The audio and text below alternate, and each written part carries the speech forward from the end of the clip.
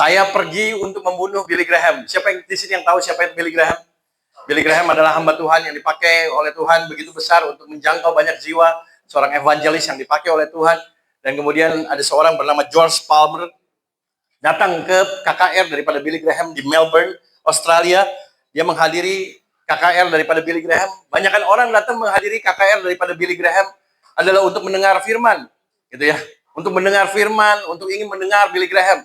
Tapi George Palmer ini datang ke KKR-nya Billy Graham untuk membunuh Billy Graham tujuannya. Dia datang bukan hanya sendiri, dia datang bersepuluh dengan teman-temannya yang tersebar di acara KKR tersebut. Mereka udah bawa pistol buatan mereka sendiri, dan mereka tinggal menunggu saatnya untuk bersama-sama membunuh Billy Graham. Dibutuhkan 10 orang mereka pikir, supaya orang ini benar-benar mati. Kenapa George Palmer ingin membunuh Billy Graham?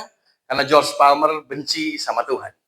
Dia bilang waktu saya kecil, ayah saya meninggal, sakit, kena jantung, kemudian ayahnya meninggal, dan kemudian dia marah sama Tuhan karena Tuhan mengambil ayahnya yang sangat dikasihinya itu. Kemudian dia marah sama Tuhan.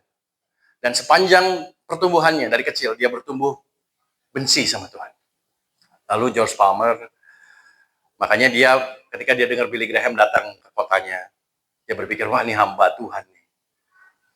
Jadi dia mau balas dendam sama Tuhan dengan membunuh hamba Tuhannya yang besar ini.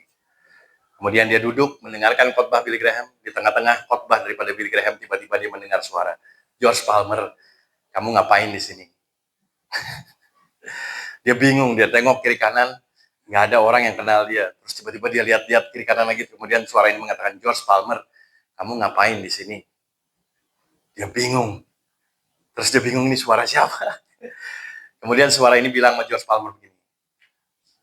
Suara ini bilang, aku tidak membunuh ayahmu untuk menyakiti kamu. Tetapi ayahmu pada saat itu sudah sangat sakit. Aku hanya ingin melepaskan rasa sakitnya dari tubuhnya. Aku mengambil ayahmu bukan untuk menyakitimu atau ibumu.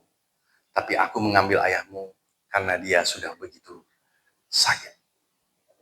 George Palmer tiba-tiba setelah bertahun-tahun gak pernah nangis, hatinya yang begitu keras penuh dengan dendam, tiba-tiba nangis. Saudara mendengar suara itu, mengerti akan makna kenapa selama ini dia benci. Ternyata dia punya salah perspektif kenapa dia benci sama Tuhan. Dan akhirnya ketika Billy Graham menutup khotbahnya dan mengundang siapa di sini yang mau terima Tuhan Yesus, padahal teman-temannya lagi nunggu aba-abanya dia nih, untuk kapan membunuh, tiba-tiba George Palmer maju ke depan dan dia menyerahkan dirinya kepada Tuhan Yesus. Bukan hanya George Palmer, tapi dari 10 orang, 9 orang itu menyerahkan hidupnya kepada Tuhan Yesus.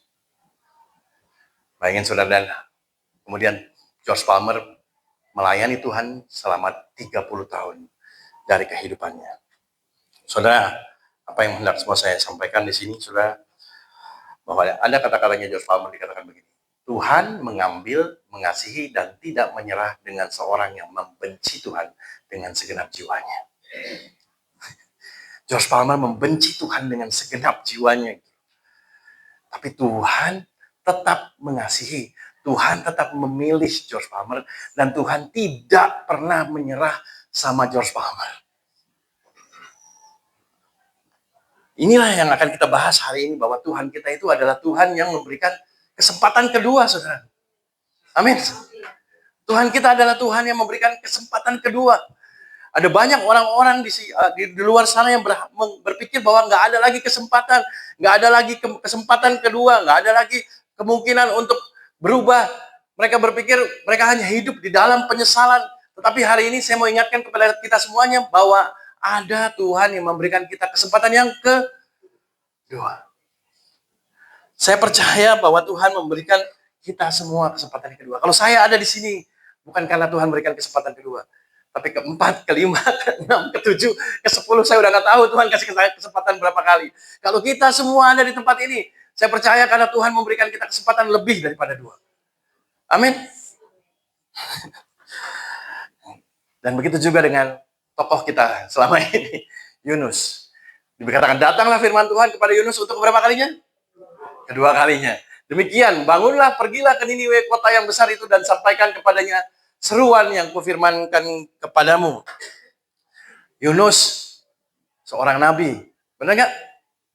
Secara kredibilitas, Kalau udah disebut nabi Tuhan, berarti harusnya punya standar yang cukup tinggi.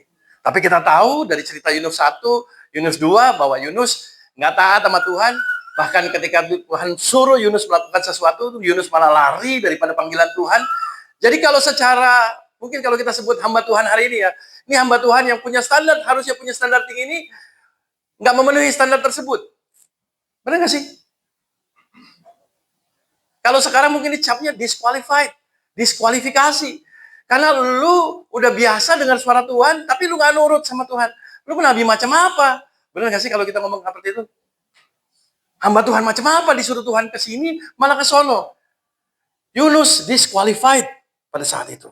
Tetapi Tuhan tetap berfirman kepada Yunus. Amin. Tuhan tetap berfirman kepada Yunus. Tuhan tidak mendiskualifikasi Yunus. Benar nggak sih? Nggak dikatakan bahwa Tuhan datang kedua kalinya, kemudian Tuhan bilang, Yunus, lu udah salah satu ya. Awas lu salah dua. Awas sampai salah tiga. Saya kirim ke kota salah tiga. Agak garing ya. Hah? Yo, bapak-bapak. Jadi Tuhan sampai ngomong sama Yunus kedua kalinya. Hamba Tuhan yang harusnya bisa langsung taat sama Tuhan, dengar langsung suara Tuhan, tapi perlu dua kali Tuhan mengulang berbicara sama Yunus. Saudara, Tuhan tidak mendiskualifikasi Yunus, tapi malah Tuhan mengkonfirmasi panggilan Yunus. Amin. Berapa dari kita biasanya bilang, wah gue udah salah, udahlah gue disqualified lah gue. Tapi Tuhan masih mau bicara sama kita semua. Dan dia masih mau mengkonfirmasi sama kita. Bahwa dia punya panggilan buat kita. Amin. Walaupun kita merasa kita sudah didiskualifikasi. Setiap kita pasti pernah berbuat salah. Benar nggak? Setiap kita pasti pernah berbuat salah. Entah berbuat salah sama orang. Entah berbuat salah di dalam pekerjaan.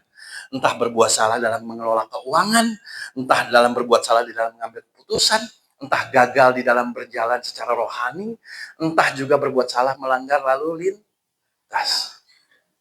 Benar gak? Kita semua berbuat salah, tapi mari kita belajar dari firman Tuhan hari ini bahwa panggilan Tuhan masih tetap ada bagi kita. Amin. Tuhan masih tunggu Yunus untuk melakukan apa yang Tuhan ingin Yunus lakukan. Tadi George Palmer, orang yang kalau kita pikir udah diskualifikasi. Karena George Palmer ini sebenarnya udah anggota geng, saudara. Dia ini anggota geng. Dan dia ajak teman-teman gengnya untuk bunuh Billy Graham. Tetapi Tuhan tidak mendiskualifikasi George Palmer walaupun dia seorang geng. Saudara tahu habis dia bertobat, dia datang ke kepala gengnya. Dia bilang, saya mau mundur dari geng ini. Saudara tahu kalau saudara mundur dari geng, biasanya diapain? Dibunuh, saudara. Tapi dia bilang, saya mau ikut Yesus. Dan dia akhirnya diizinkan untuk keluar dari kepala gengnya. Dan besoknya kepala gengnya bertobat. Saudara, gitu. Yesus jadi kepala gengnya sekarang. Saudara, hah? Itulah Tuhan. Hari ini kita mungkin merasa kayaknya Tuhan nggak bisa lagi pakai hidup gue. Hari ini kita merasa kayaknya Tuhan nggak mungkin lagi pakai hidup gue.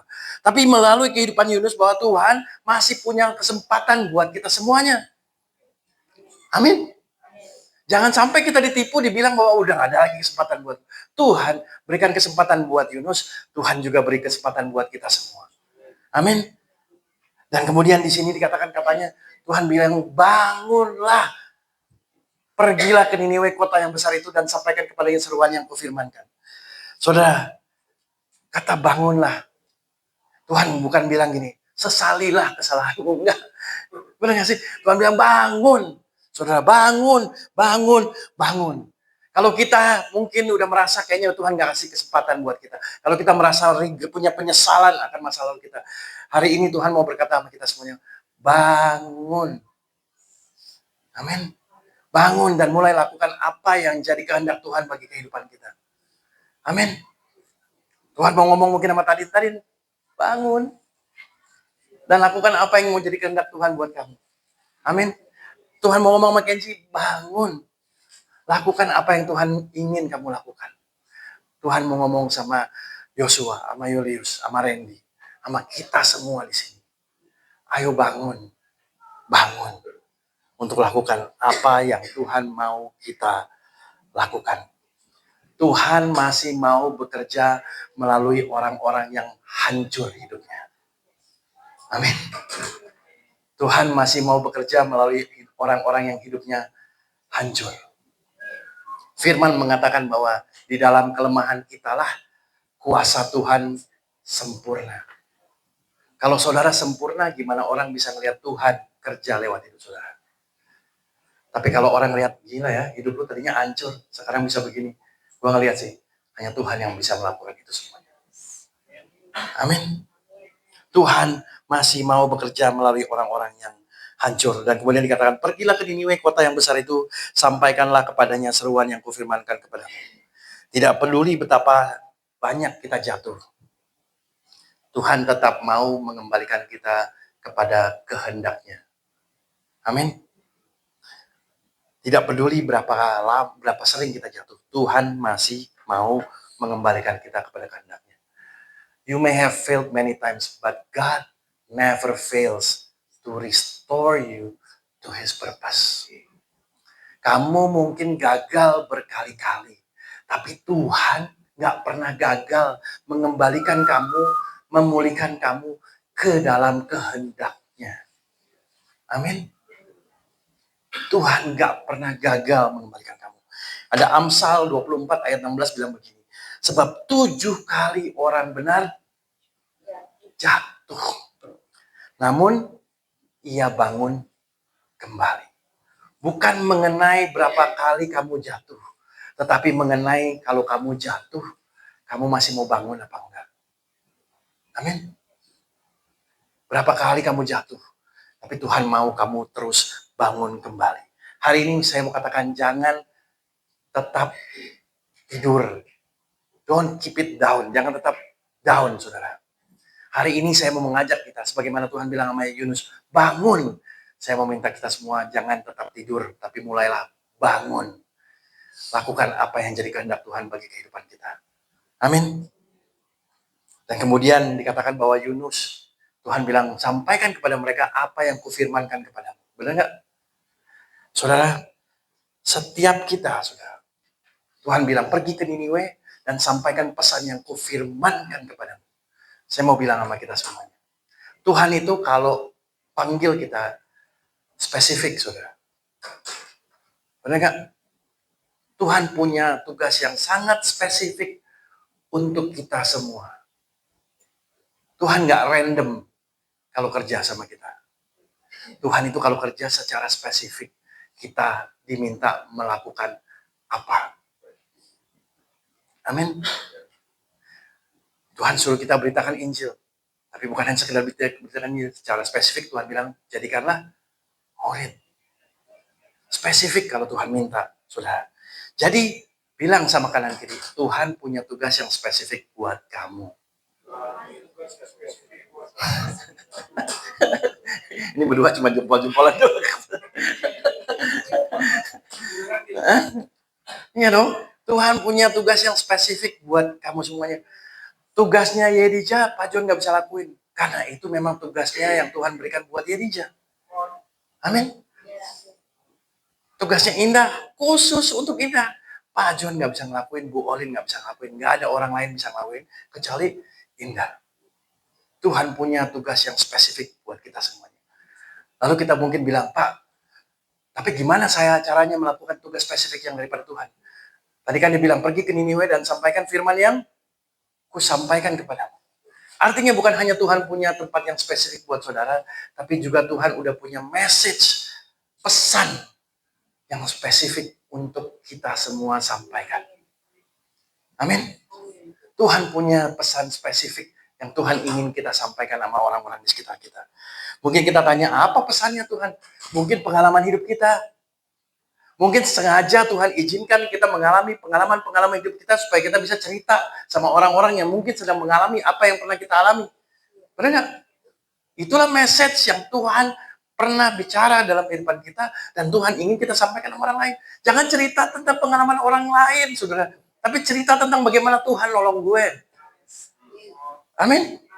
Cerita tentang gimana Tuhan dulu nolong gue. Gue nggak tahu tentang Tuhan. Pasti kita semua punya cerita gimana Tuhan nolong kita.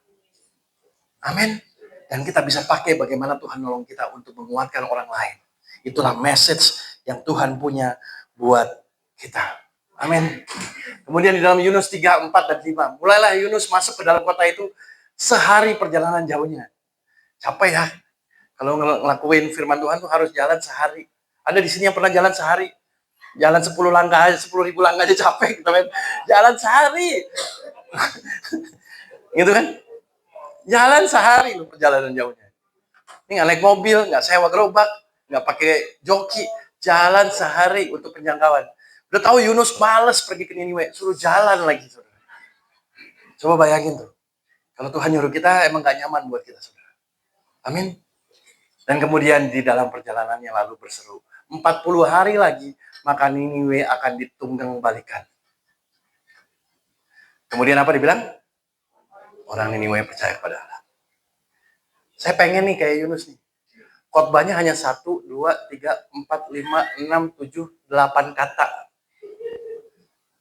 Satu kota tobat. Saya udah berkata-kata berbulan-bulan, 10 bulan lebih. Belum ada juga. Masih sedikit. Belum baru-baru satu kota, satu gereja aja susah gitu. Benar nggak saudara? 8 kata. Orang Niniwe percaya kepada Allah. Nggak sampai setengah jam khotbah. Orang Niniwe percaya kepada Allah. Saudara, kalau kita taat sama Tuhan, maka pelayanan pun akan berdampak. Amin. Bukan tentang urapan, bukan tentang skill. Tapi Yunus taat jalan seharian. Dan Yunus taat untuk bilang 40 hari lagi, maka Niniwe akan ditunggang balikan. Coba saudara pikir, saudara jalan di CFD di luar sana. 40 hari lagi, Jakarta akan ditunggang balikan. Pasti ada yang bego, pasti ada begitu kan, bener gak sih? Bener gak saudara? Yunus nggak peduli, dia terus jalan. Ada yang bilang meludahin, orang aneh, apa segala macam. Yunus tetap jalan. Coba kalau saudara jalan sampai depan aja. 40 hari lagi. Bener gak sih Tuhan? Ngomongnya mungkin kita 40 hari lagi Tuhan. Yunus berseru, saudara. Ketaatan Yunus bawa dampak yang besar. Amin. Gimana kita mau bawa dampak yang besar? Kalau duduk aja susah. Perhatian aja susah. Gimana kita bisa bawa dampak yang besar? Kalau taat yang sederhana aja, kita susah. Amin, saudara. Jangan pandang rendah hal kecil. Seringkali di situ Tuhan bekerja secara besar. Amin. Yang Yunus katakan hanya 8 kata. Tapi Tuhan kerja secara besar. Amin. Jangan anggap remeh hal yang paling kecil. Karena siapa tahu di situ Tuhan bekerja secara besar. Amin. Seorang bernama Jonathan Edwards. Dia khotbah ke Enfield. Dia udah khotbah ke kota-kota. Pada saat itu terjadi kebangkitan rohani di mana-mana. Dan dia pergi ke kota Enfield. Kota Enfield ini seperti Niniwe. Kota yang gak peduli dengan kebangkitan rohani. Dan Jonathan Edwards pergi ke kota ini. Kemudian dia menyampaikan firman. Gak seperti saya dengan dia begini. Tugas Yunus sederhana. Ke Niniwe. Sampaikan pesan. Yunus gak harus khotbah 100, 1000, 10.000 kata. Yunus hanya nyampaikan 8 kata. Jonathan Edwards khotbahnya kayak begitu. Judulnya adalah pendosa di tangan Tuhan yang marah. Bubar gitu kita. Gimana nasib pendosa di tangan Tuhan yang lagi marah? Itu khotbahnya Jonathan Edwards. Dan khotbahnya begitu, nggak kayak saya nih dengan naik turun bergairah bersemangat. Dia baca khotbahnya. Tapi belum sempat dia selesai khotbahnya. Dia mulai dengar satu orang nangis di situ. Ampun Tuhan. Sebelah sana. Ampun Tuhan. Sampai ada kayak yang di film India peluk pilar. Ampun Tuhan.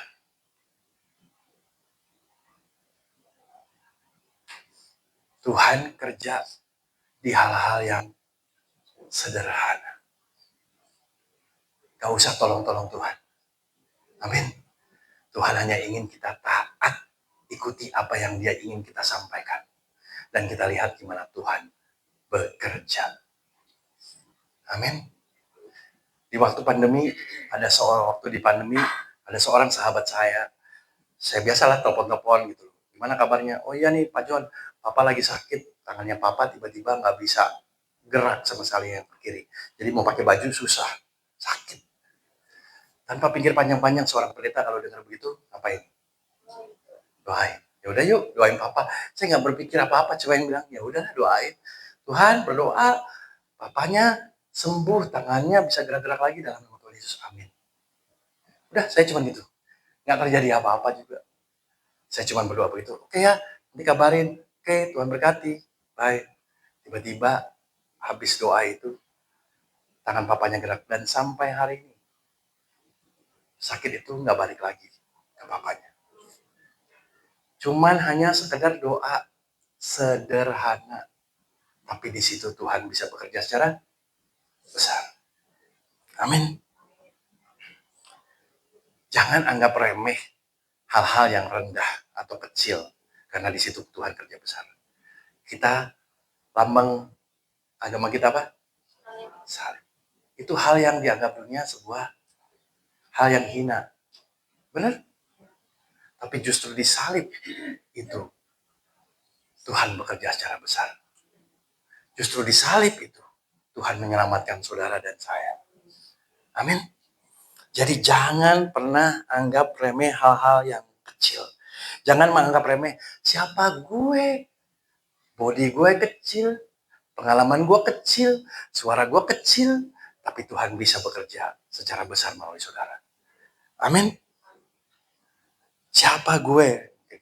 Siapa gue Laras? Siapa gue? Benar nggak? Kadang-kadang kita begitu kan? Siapa gue Tuhan? Jangan anggap remeh hal-hal yang kecil. Karena Tuhan bisa bekerja secara besar. Amin. Saat kita taat, Tuhan yang melakukan transformasi. Amin saudara. Kita mungkin berpikir, siapa gereja aja? Siapa kita Pak? Apa yang bisa kita lakukan? Bikin teman tobat aja susah Pak John. Mau bikin apa? Tapi jangan anggap remeh hal yang kecil. Karena melalui gereja ini juga Tuhan bisa lakukan perkara yang besar. Amin. Saya selalu bilang sama teman-teman di sini. Kita semua punya kesempatan. Tahu nggak saudara kalau tabrakan itu ada penyoknya saudara? Ya kan? Nah kita semua ini punya kesempatan untuk bikin sedikit penyok. Pergerakan rohani bisa terjadi di Indonesia ini melalui kita-kita ini. Tuhan kasih kesempatan untuk kita semuanya. Mungkin kita bilang, siapa saya Pak? Tapi di tengah-tengah siapa saya, Tuhan bisa bekerja secara besar. Amin. Saya udah sharing sama kita semuanya. Siapa kita? Punya duit? No. Benar nggak? Punya jemaat juga? Segitu-segitu aja. Hamba Tuhan juga? Nggak ada. Full time juga? Nggak ada. Siapa kita? Tapi Tuhan kerja secara besar. Dan hari ini saya mau bilang sama saudara, kemarin saya cek berapa balance kita saudara dari yang 0 itu. Setelah bayar semua sewa, setelah bayar semuanya, kita masih punya balance berapa? 40 juta saudara. Ditambah ada uang sisa sekitar 13 juta untuk beli perlengkapan saudara. Dari uang yang 0 saudara, Tuhan bisa bekerja secara besar saudara. Amin. Dan Tuhan gak cuma bekerja di dalam duit. Saya doa sama Tuhan, Tuhan terima kasih atas duit yang Tuhan berikan. Tapi gereja bukan tentang punya duit, Tuhan. Gereja adalah tentang menjangkau jiwa. Duitnya udah ada, Tuhan bisa kirim duitnya. Jiwanya mana, Tuhan? Bukan saya nggak bersyukur sama duitnya. Tapi saya juga mau gereja ini dipenuhi dengan jiwa. Amin. Yunus 3 ayat 10. Ketika Allah melihat bahwa bangsa Niniwe bertobat, nggak makan, nggak minum, sampai ternak-ternaknya puasa, saudara. Bayangin ketaatan satu orang, berkhotbah 8 kata, binatang puasa, saudara. Kita udah khotbah berjam-jam, berulang-ulang, berminggu-minggu. Poro-poro binatang berpuasa, saudara. Temen aja diajak puasanya susah minta ampun. Aduh, saudara. Artinya kita belum taat mungkin ya, saudara. Sampai ternak puasa, saudara. Sampai raja puasa. Dan ketika Tuhan melihat bahwa mereka ini berbalik tingkah laku dari yang jahat, dibilang apa? Menyesalah Allah karena malapetaka yang dirancangkannya terhadap mereka dan ia pun tidak jadi melakukannya. Tuhan nggak jadi menunggang balikan Niniwe setelah Tuhan melihat bahwa bangsa Niniwe bertobat. Observe ya, observe. Mereka berbalik dari tingkah lakunya yang jahat. Udah berapa hari mereka bertobat? Udah setahun belum bertobat ini? Belum. Baru bertobat kan ya? Lalu Tuhan tidak melakukan apa yang harusnya dilakukan. Tuhan mengampuni mereka walaupun mereka baru tobat. Berapa dari kita? Buktiin aja dulu. Benar gak sih? Baru juga ngaku tobat. Belum tentu besok tetap tobat. Nanti ya, kalau udah seminggu, baru dah. Nggak akan gua hukum lu. Benar gak sih? Nanti deh, kalau udah sebulan. Katanya bilang kalau udah 40 hari, jadi habit. Nah, kalau udah 40 hari, lu bener-bener bertobat, baru gua maafin lu. Berapa dari kita seperti itu? Kemarin saya nolongin teman saya. Teman saya beli HP kepada teman saya. Saya pikir udah lunas pembayarannya. Ternyata udah setahun belum dibayar. Cuma dibayar 2 kali, setelah itu tidak lagi dibayar. Jadi saya ngomongin teman-teman saya tidak membayar ini, bro, bayar ya. Iya, Pastor, pasti saya bayar. Jangan kasih tahu siapa-siapa, Pastor. Iya, oke, saya bilang gitu. Tapi bayar ya. Iya, Pastor. Terus saya kasih tahu teman saya yang diutangin, dia bakal bayar. Pokoknya dia bakal bayar 2 bulan ini, dia bayar dulu 50%, habis itu dia bayar full. Teman saya yang diutangin bilang, kita lihat aja ya, Pastor.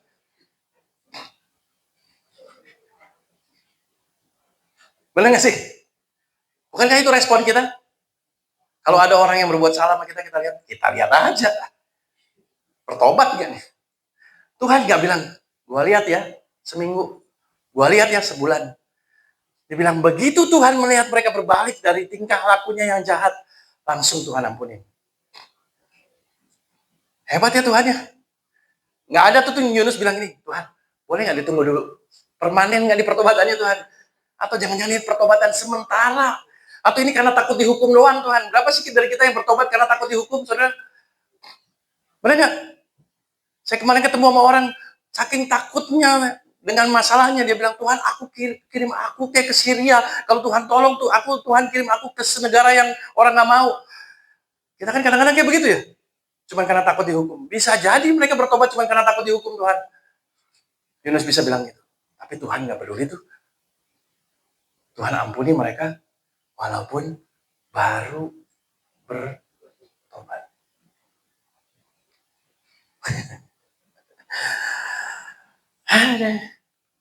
Mana yang lebih sulit? Minta maaf atau memaafkan?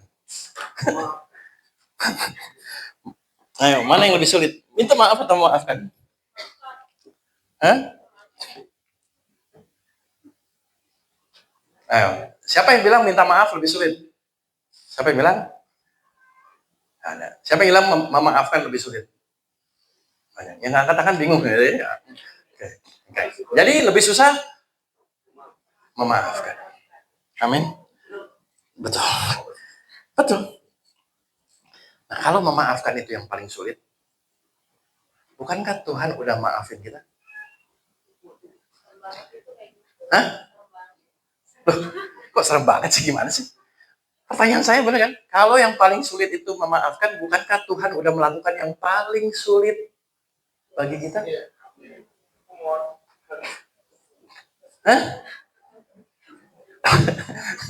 Ini pada langsung pada, kayaknya Pak ada punya masalah dengan memaafkan semua ini kayaknya. Hah? Ada apa ini kok kayaknya semua kayak ragu-ragu gini? Pak John, kita boleh keluar aja nggak gitu? Hah? Kalau yang paling sulit udah Tuhan lakukan, berarti kita hanya harus melakukan yang apa? Yang paling gampang, yaitu apa? Minta maaf sama Tuhan. Bukankah kadang-kadang kita paling susah minta maaf sama Tuhan? Aduh, Tuhan mau maafin gue nggak ya? Aduh, Tuhan masih kasih gue kesempatannya ya? Aduh, gue masih diampuni nggak ya? Tuhan udah lakukan yang paling susah. Kita hanya perlu lakukan yang paling mudah. Di zaman Niniwe, orang bertobat baru dapat pengampunan. Di zaman perjanjian baru ini, pengampunan sudah dilakukan 2000 tahun yang lalu di atas kayu salib oleh Yesus Kristus. Jauh sebelum saudara bertobat, pengampunan sudah lebih dahulu Tuhan berikan bagi saudara dan saya. Amin. Tuhan hanya tinggal tunggu kita bertobatnya. Benar? Itulah yang Tuhan lakukan bagi kita. Pertobatan sejati membuka kasih karunia yang tidak terbatas. Amin. Pertobatan yang sejati membuka pintu kasih karunia yang tidak terbatas. Ketika kita bilang, Tuhan aku minta ampun, semua yang tidak layak kita terima Tuhan berikan bagi kita. Amin. Semua yang gak layak kita terima Tuhan berikan bagi kita.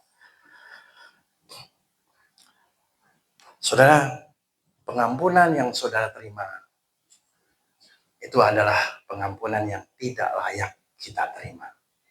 Amin. Amin. Nah, kalau saudara udah menerima pengampunan yang begitu besar, bukankah seharusnya kita juga mampu untuk mengampuni orang lain?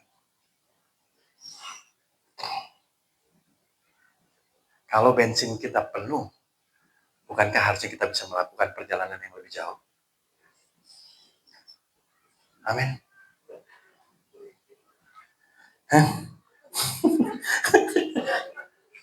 Berat ya? Kalau Tuhan adalah Tuhan yang memberikan kesempatan kedua, masa sih kita pernah mengikut pengikutnya menjadi orang-orang yang tidak memberikan kesempatan kedua pada orang? Kalau kita menjadi gereja yang tidak memberikan kesempatan kedua bagi orang, ngapain kita buka gereja?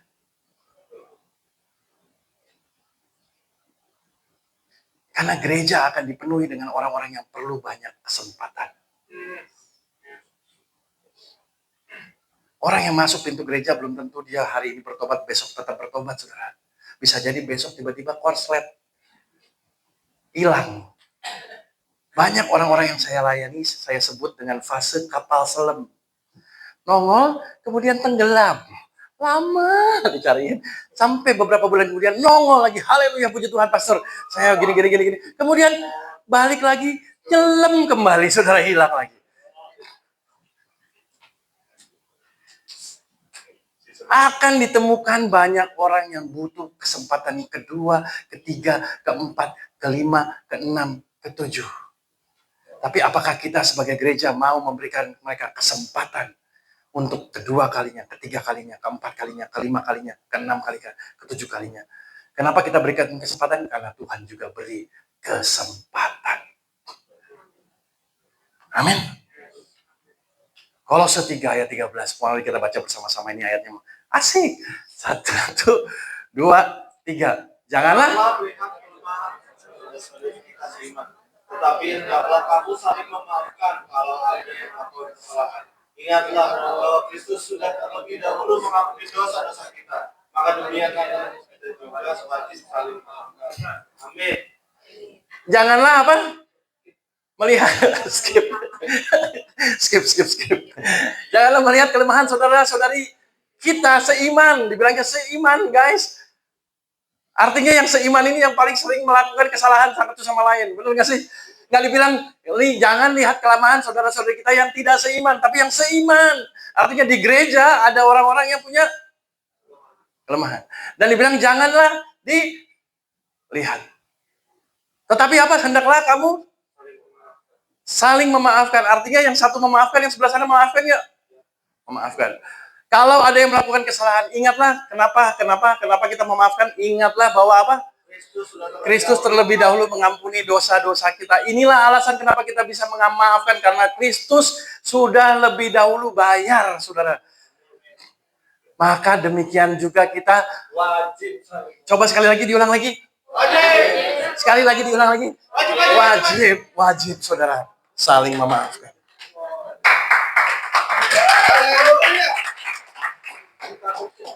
Sakit nggak sih? Saudara, kalau saya nggak gampang memaafkan, bubar ini gereja. Benar nggak? Kalau saya nggak saling maafkan, setiap kali ada yang bilang, keluar lu! Gua gembalanya di sini, keluar! Datang lagi satu lagi, keluar! Datang lagi, keluar! Kosong ini gereja, bos. Karena setiap hari pasti ada yang berbuat kesalahan. Setiap minggu pasti ada yang berbuat kesalahan. Tapi kita harus saling memaafkan. Amin. Kalau saudara hanya harus memaafkan 1-2 orang, saya harus memaafkan 1 gereja, saudara. Makanya rambutnya makin putih, kata orang. Dan kemudian ini. Tetapi sifat yang paling penting. Bilang sama kiri kanan, paling penting. Adalah di atas segalanya. Bilang, paling penting di atas segalanya, bilang. Adalah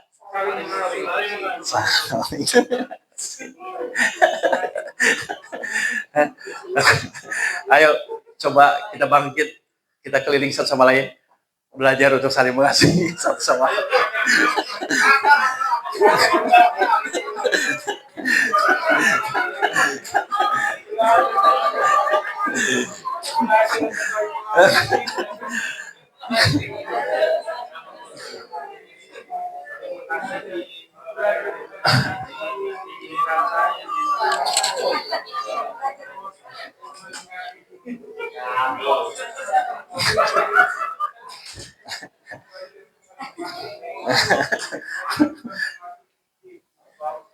Oke.